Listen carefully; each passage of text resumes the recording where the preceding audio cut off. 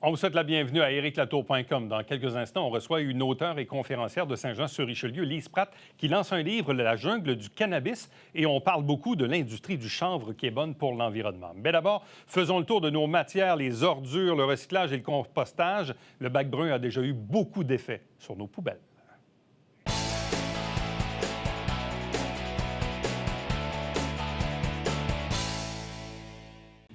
Parlons de la gestion des matières recyclables, du compostage, des ordures. Bref, vous savez, on a eu il y a quelque temps dans la région l'apparition du bac brun. Quels ont été leurs impacts? En même temps, on est en train de construire un gros centre qui est un peu une première aussi au Québec. Bref, il se passe beaucoup de choses là-dessus. Et la gestion de nos déchets, ben oui, ça fait partie de la vie. Puis c'est intéressant de savoir qu'est-ce qui en advient en bout du compte. Avec nous pour en parler, Louise Fecteau, directrice générale de Compost Richelieu. Bonjour et bienvenue. Bonjour. Donc, on voit que déjà, la mise en place du bac brun a déjà eu des impacts positifs au niveau de la quantité de ce qu'on ramasse dans les ordures habituelles. Qu'en est-il? Un impact immédiat et spectaculaire. On a commencé la collecte en février. Ouais.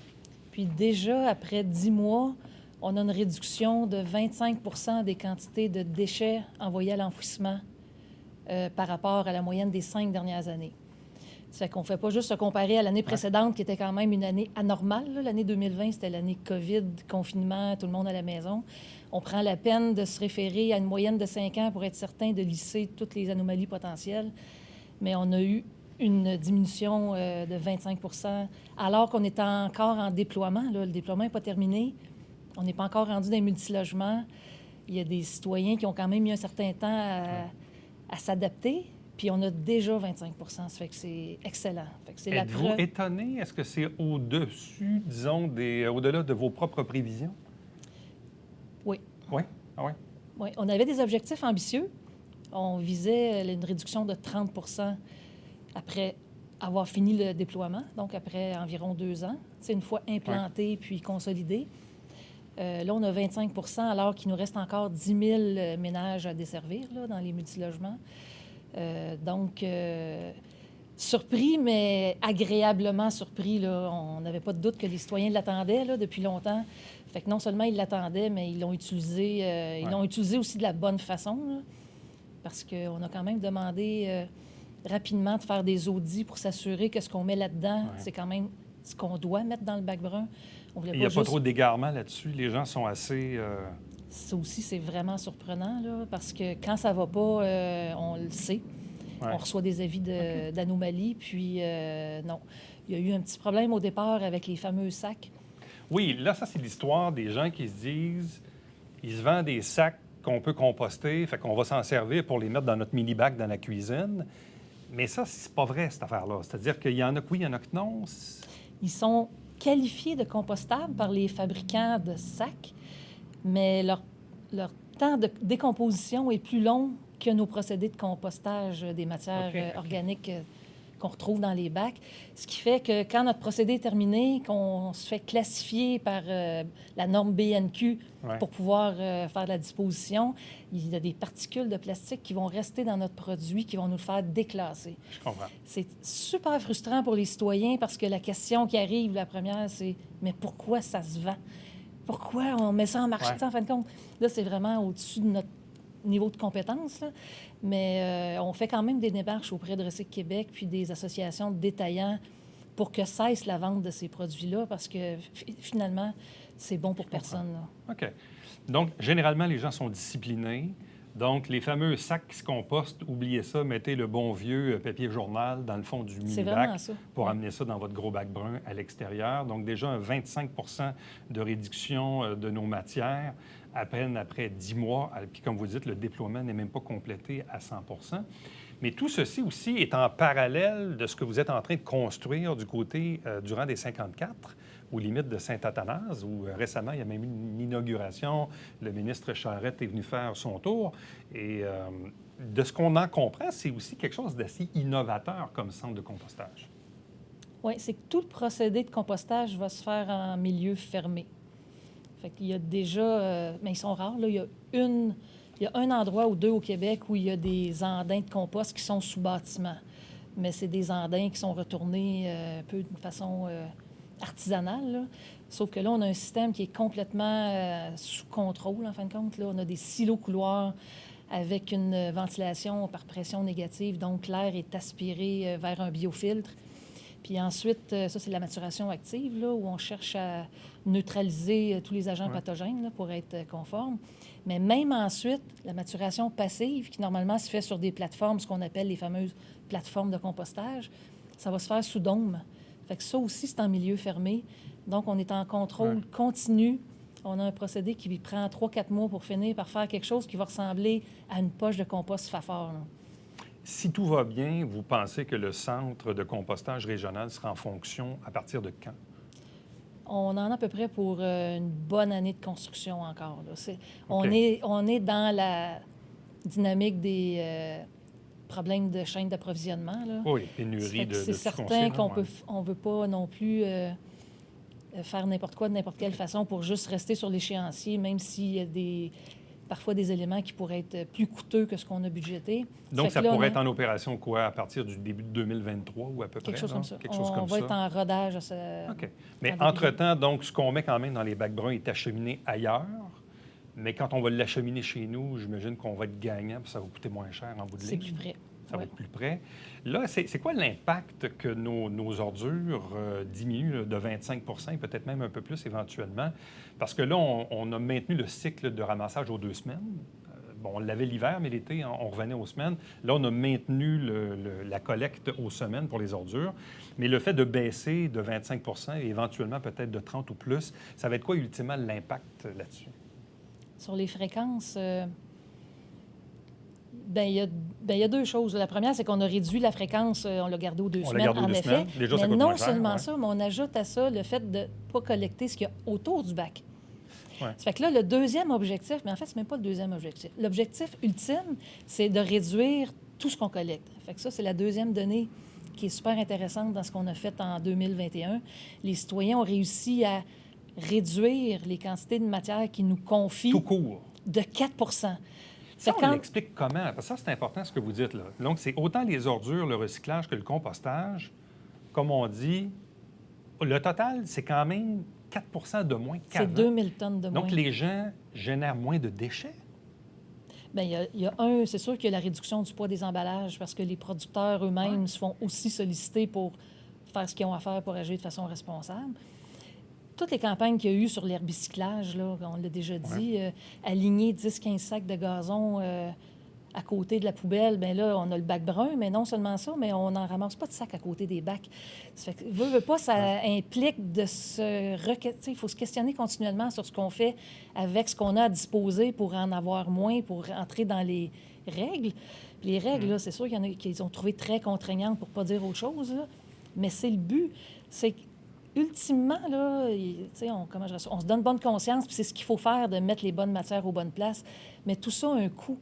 Chaque matière qu'on a à s'occuper, je dis souvent, coûte à peu près 100 $ par tonne. Ça se promène entre 80 et 120 selon qu'on l'envoie à l'enfouissement, au recyclage ou au compostage. Fait que transférer d'un bac à l'autre, passer de la poubelle au bac brun, c'est super intéressant, c'est ce qu'il faut faire. Mais on la transporte puis on la traite.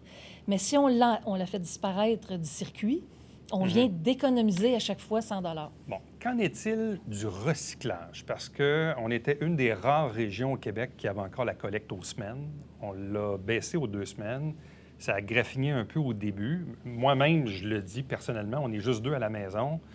Puis quand j'arrive au bout de mon 2 semaines, mon 360 litres, il est rempli. Puis même souvent, je vais prendre les grosses boîtes de carton puis je vais aller les porter en face du Colisée, là, parce que vous avez mis des gros bacs là, pour ramasser les grosses boîtes, là. Ça, est-ce que vous sentez que ça rentre dans l'ordre ou si les gens mettent peut-être des affaires dedans qu'ils ne devraient pas? Ça, c'est souvent la question que moi, je me pose comme citoyen.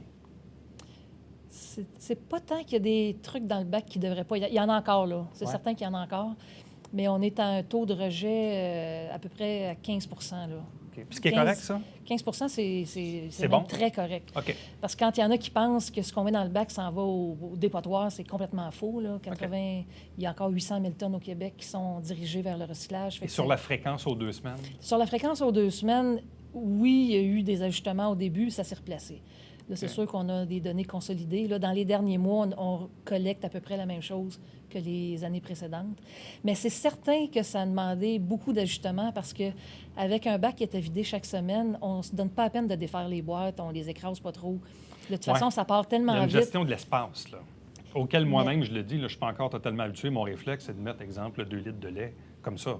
Je ne l'écrase pas. Mais dès qu'on s'occupe de faire un peu comme on fait dans la voiture, dans la valise d'auto quand on part en vacances, s'organiser pour que ça rentre, c'est ça, quand on est deux ou trois... Il faut défaire les boîtes, il faut idéalement écraser les contenants pour réduire l'espace. Là. Et comment... Je sais que les écocentres vont toujours assez bien dans l'ensemble, là, mais les nouvelles places, là, il y en a 2. Là, je pense qu'il y a en face du Colisée à Saint-Jean, là, dans le parc René-Lévesque. Puis je pense qu'à Iberville, vous avez une place aussi pour collecter les grosses boîtes. À côté de la Palestre. Là. Ça marche-tu bien, ça, ces endroits-là? Ça a été... ça aussi, c'était spectaculaire, là, parce qu'on avait une crainte... certes, on avait une crainte importante là, de se retrouver avec des dépôts sauvages, parce que dès qu'on installe un lieu pour récupérer quoi que ce soit, pouf, instantanément... C'est assez propre.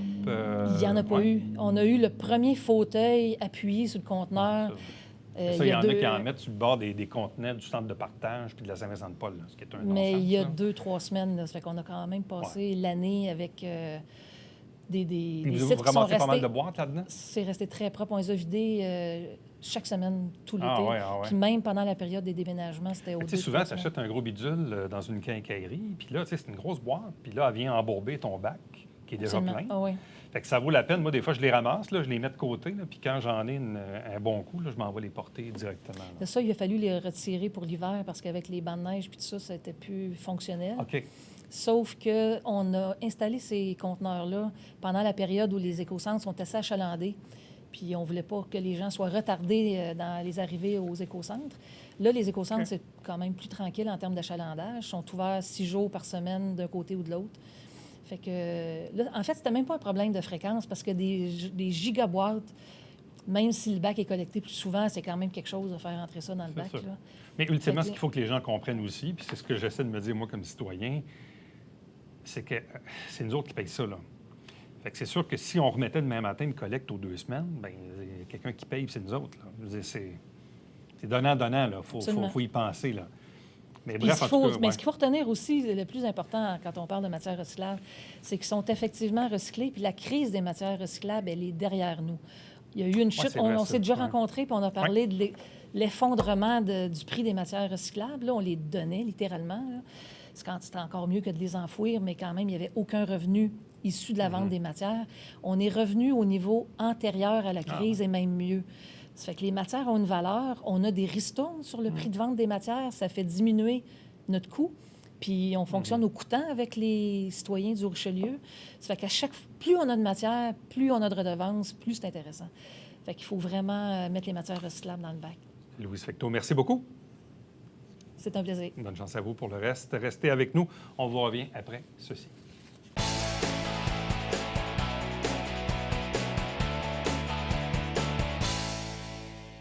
Salut, ici Alexandre Baudouin. Et François Trépanier. François, cette semaine à Sport Express, un champion du monde. Hein? Absolument, de lutte, le grand PCO, Pierre Joannet qui est avec nous. Et ses figurines, ses T-shirts, mais même signé. Ne manquez pas ça.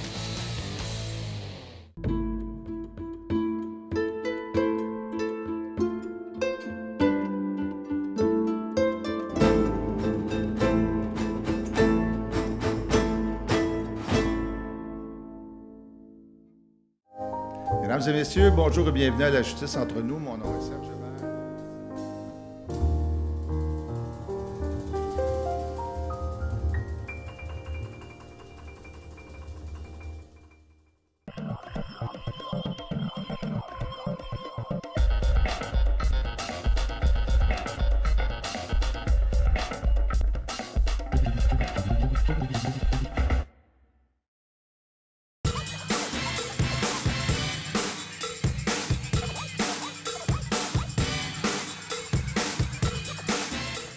Dimanche, 9h30, Télé Bingo, on vous attend.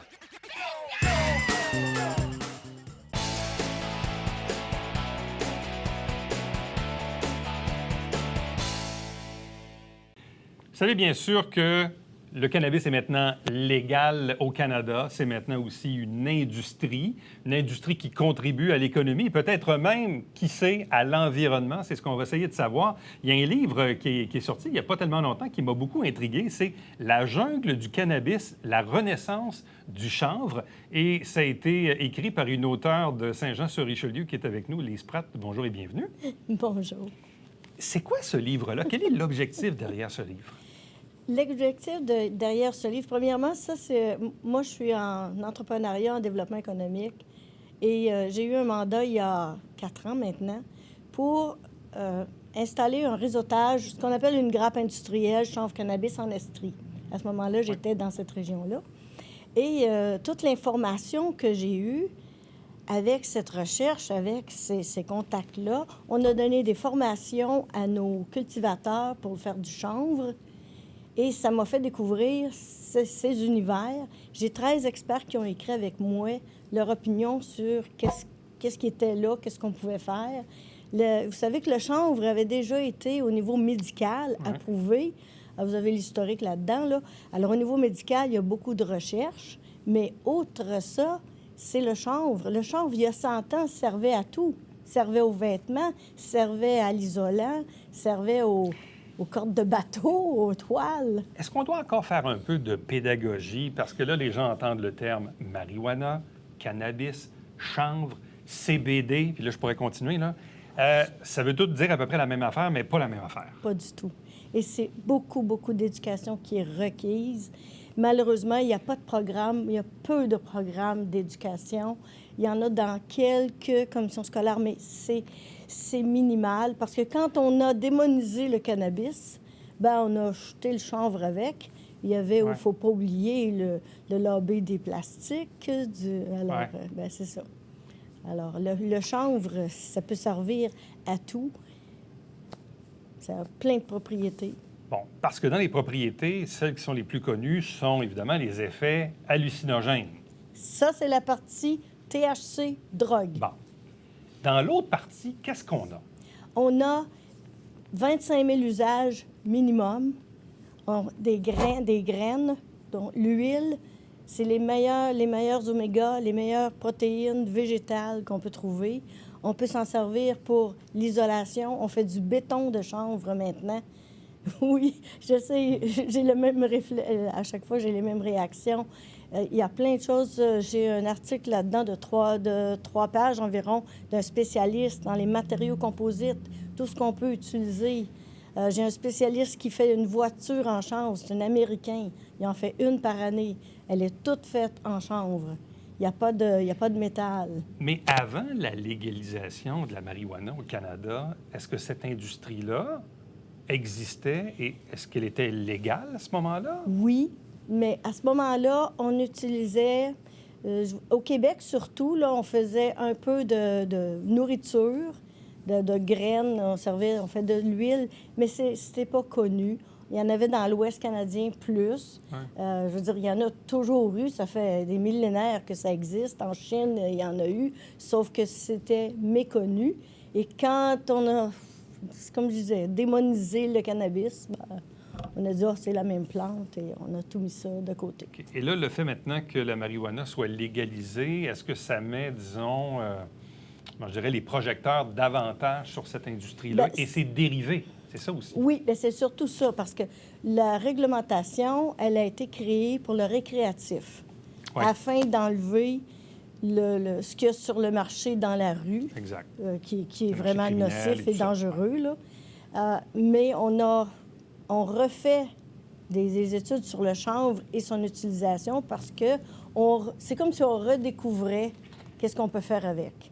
Bon, là, je vais poser une question niaiseuse. Là, mais c'est quoi la différence entre le chanvre et le cannabis? Là? Bon, moi, pour régler la question, parce que j'aurais pu vous mettre des articles scientifiques, moi, je les ai appelés les cousines. OK. OK? Bon. Tu vas avoir des petites tomates, puis tu vas avoir des grosses tomates. Bien, tu as 2 plants différents parce que tes cultivars sont différents. C'est dans la même famille? C'est dans la même famille. Mais la différence ultime, c'est quoi? C'est qu'il n'y a pas de drogue dans un et dans l'autre, il y a de la drogue. OK. Donc, c'est ça la différence. Oui, tout à fait. Maintenant, tu peux avoir différentes sortes de chanvre. Si tu veux faire de la fibre, bien, tu vas avoir des très longues fibres. Si tu veux faire de la graine, tu vas avoir un petit peu de fleurs pour faire de la graine. Mais au Québec et au Canada, est-ce qu'il y a beaucoup d'industries qui sont dans le... En fait, je pourrais préciser, qui étaient déjà dans le chanvre avant la légalisation de la marijuana, ou s'il y a eu une multiplication de ces entreprises-là qui font aujourd'hui les deux? Oui et non. OK.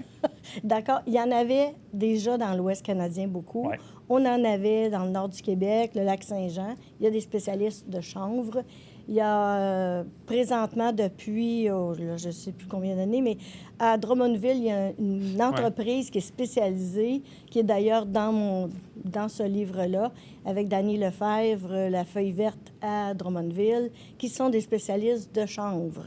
Mais c'est ça, il y a beaucoup d'éducation à faire.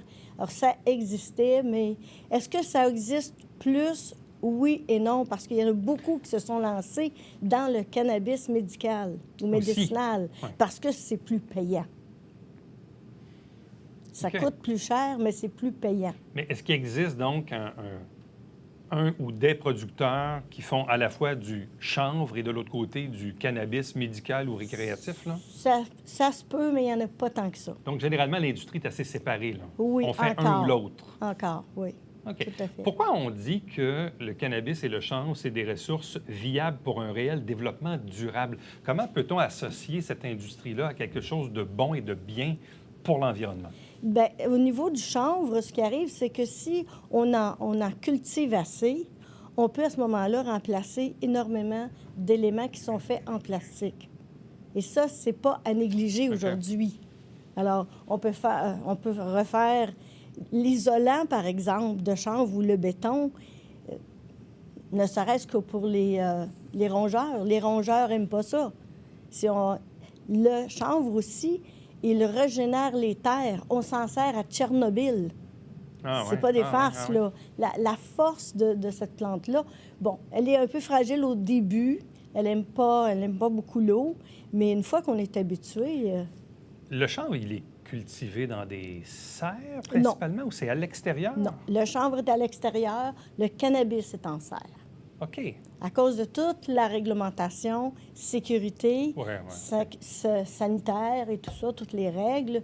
Mais il y a des spécialistes qui disent ça peut pousser aussi à l'extérieur, sauf que là, bon, on comprend. On comprend que mais le chanvre dont on parle ici, c'est produit à l'extérieur? Dans les champs.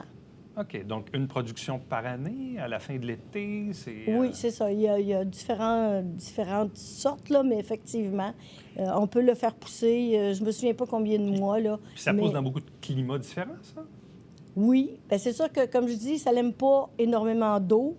Okay. Mais à part ça, je veux dire, dans l'Ouest canadien, ils en font pousser régulièrement, là, des champs. Puis au Québec, on est capable. Il faut juste le mettre au bon endroit.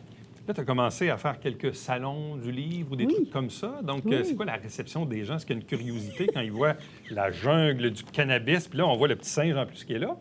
On se dit, OK, il fait quoi, lui, finalement? Là? Il fait quoi là-dedans? OK. Lui, dans le fond, ce que j'ai voulu, c'est que lui, il s'appelle Wow. OK. Pour ne pas que ce soit trop scientifique, alors, à quelques occasions, il dit, wow, ça, c'est trop compliqué. Donne-moi un exemple ou simplifie l'information, parce que ça aurait pu être un article scientifique ou un ouvrage scientifique. D'ailleurs, j'ai une des expertes dans le livre qui m'a dit, je ne sais pas comment tu as fait pour faire ça de cette façon-là, pour que ce soit accessible. Elle dit, moi, j'aurais jamais réussi.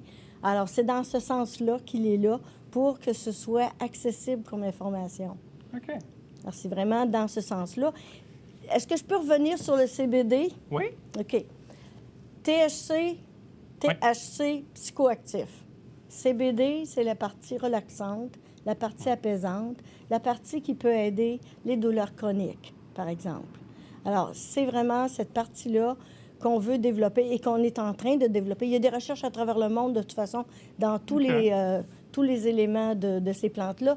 C'est tellement méconnu, on a tellement de choses à trouver et à expérimenter. C'est ce qui se passe présentement et on en a pour des dizaines et dizaines d'années. J'ai pas fini d'en parler. C'est-tu la première fois que tu écrivais un livre? Un livre, oui. Oui? Un doctorat, oui. Non, mais un livre, oui. Oui, un doctorat, parce que, bon, Lise a une maîtrise et doctorat en éducation. Spécialisée en accompagnement des jeunes et des femmes en transition, avocate d'affaires retraitée, spécialiste en coaching pour entrepreneurs. Également, elle est co-chef mentor ici pour le service de mentorat d'affaires dans le Haut-Richelieu, rattaché au Centre d'aide aux entreprises Haute-Montérégie. Elle habite Saint-Jean-sur-Richelieu depuis quelques années. Donc, la jungle du cannabis, la renaissance du chanvre. Donc, si vous vous intéressez à la chose, bien, c'est disponible, là, bien sûr. On peut le trouver à la librairie moderne. Bon, bien, c'est bien. Donc, librairie moderne, ici même à Section Saint-Jean-sur-Richelieu. santé. Section santé. Oui. Bon, c'est bien dit. Et c'est pas moi qui l'a classé. C'est bien, ça. Puis en plus, j'ai oublié de dire, elle est conférencière et aussi auteure. Moi, j'aime pas le mot autrice, fait que j'aime mieux dire auteure. Merci beaucoup. Ça va? J'apprécie. Merci, Lise Pratt. Merci. Merci beaucoup. C'est Restez un avec plaisir. nous. On vous revient après ceci pour le mot de la fin.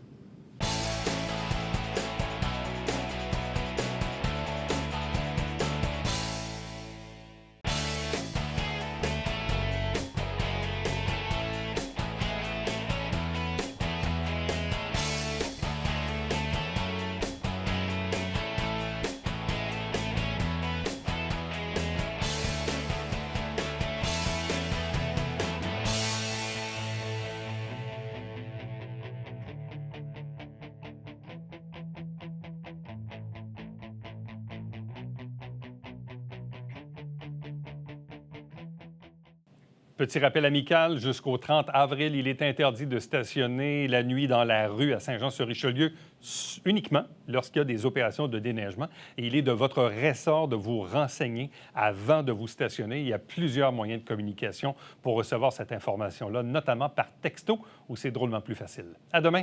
Bye-bye.